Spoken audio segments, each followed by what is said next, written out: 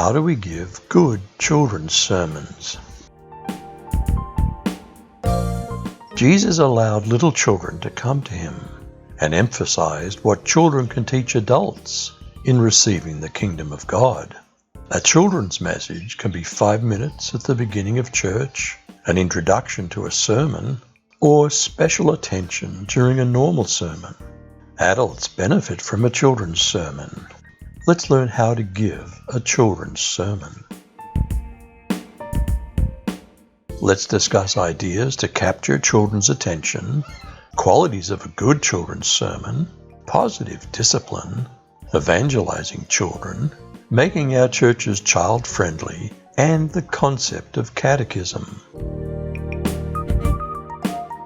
In his marvelous revision of John Broadus's classic 1870s book on the preparation and delivery of sermons, Vernon Stanfield suggests 3 primary things: interest, a pretty or funny sermon; instruct, simple Christian essentials; and impress, appeal to affections, not fears.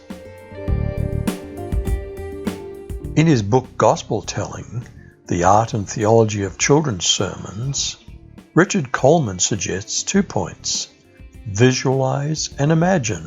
Visualize using demonstrations, drama, props, visuals, etc. And imagine telling stories or parables. Include adults in a children's message. Show respect and dignity to children. The topic should flow with the worship music and the main sermon. What interests children?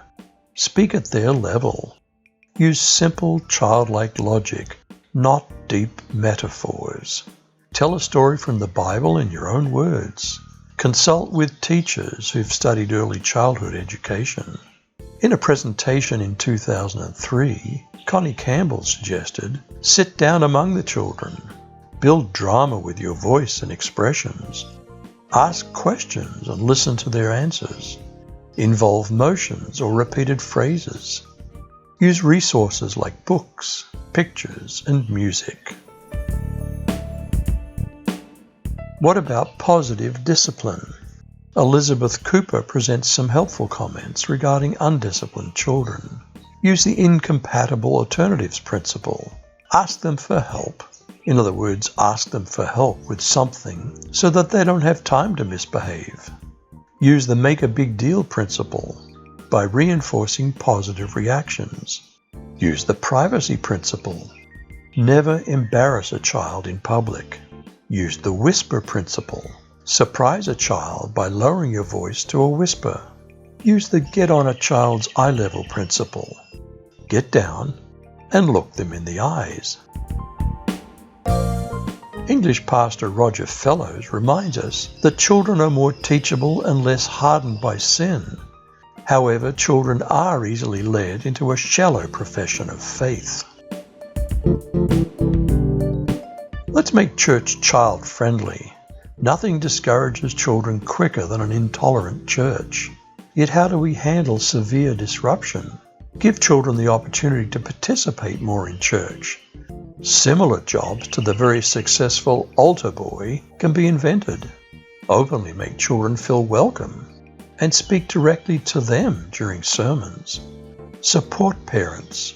Encourage them to bring coloring books, pencils, soft toys, etc. that make church more special to children. Include examples of children in sermons. What about catechism?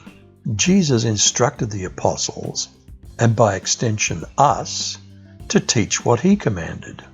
Catechism is from Greek, meaning to instruct. Church can be like a one-room schoolhouse, where students hear and help teach the same lessons to younger children each year.